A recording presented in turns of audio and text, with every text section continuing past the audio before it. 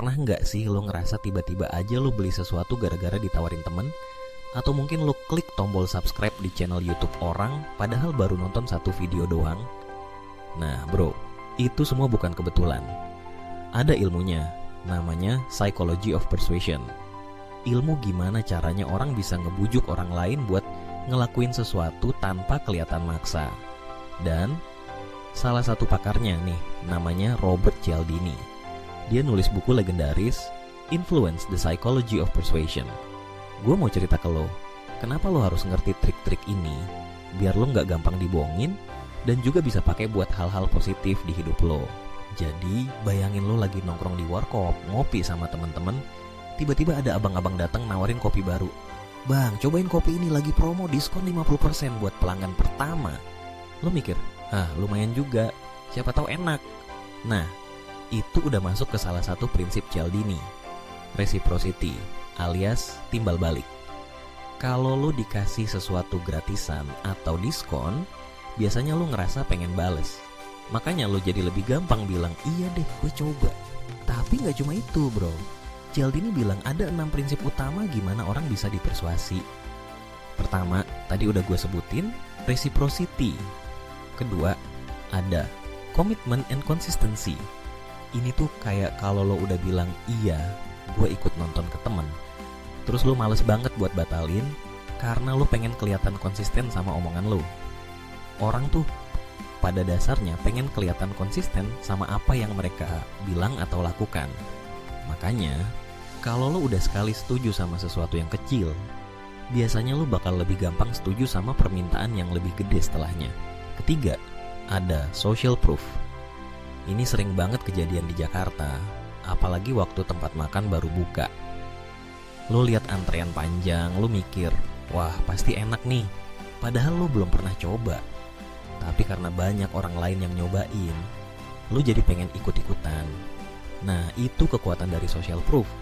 Kalau banyak orang suka atau ngelakuin sesuatu, kita jadi lebih percaya buat ikutan.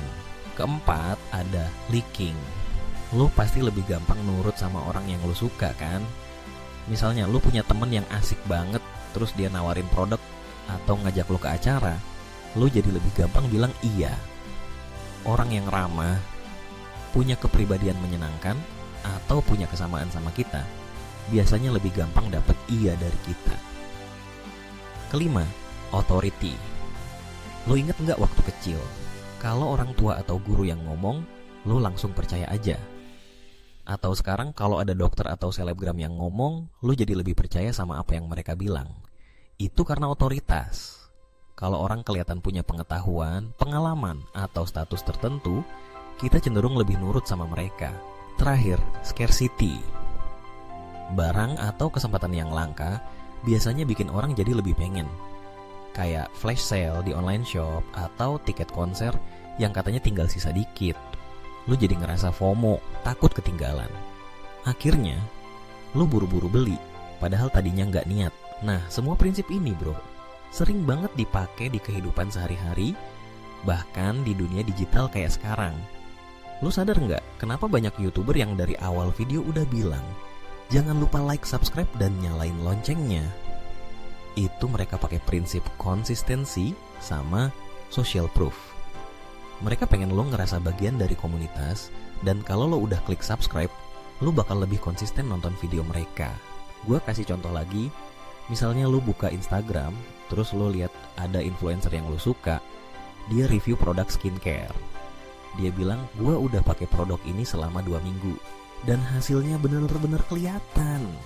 Nah, itu gabungan antara leaking, authority, dan social proof. Karena lo suka sama orangnya, lo percaya dia punya otoritas, dan lo lihat banyak followers dia juga pakai produk itu, akhirnya lo jadi kepengen juga. Tapi bro, ilmu persuasi ini bukan cuma buat jualan atau promosi doang lo. Lo bisa pakai buat hal-hal positif, kayak ngajak temen lo buat hidup sehat bareng, atau ngebujuk keluarga buat liburan ke tempat seru. Intinya, semua orang bisa jadi lebih persuasif, asal tahu caranya. Sekarang, lo pasti mikir, terus gimana caranya supaya gue gak gampang kebujuk sama orang lain? Nah, kuncinya, lo harus sadar sama trik-trik yang sering dipakai. Kalau lo dapet tawaran yang kelihatannya terlalu bagus, coba pikir dulu. Jangan langsung FOMO atau ngerasa harus bales kebaikan orang. Kadang, lo juga harus berani bilang enggak kalau nggak yakin.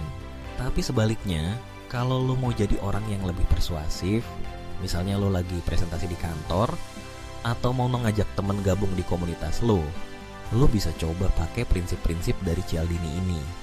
Mulai dari kasih sesuatu yang bermanfaat dulu, tunjukin kalau banyak orang lain juga udah coba, bikin suasana yang santai dan asik, sampai kasih alasan kenapa kesempatan ini spesial dan gak selalu ada.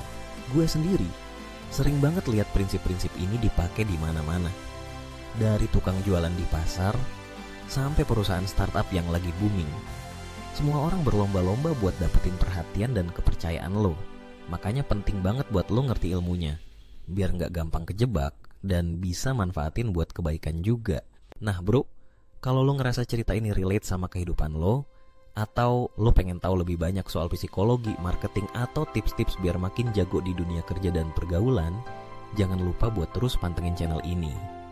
Gue bakal sering banget sharing cerita-cerita seru kayak gini yang bisa lo pakai buat upgrade diri lo sendiri. Jadi, sebelum lo cabut, jangan lupa buat like video ini, subscribe, dan nyalain lonceng notifikasinya biar lo nggak ketinggalan cerita-cerita seru berikutnya.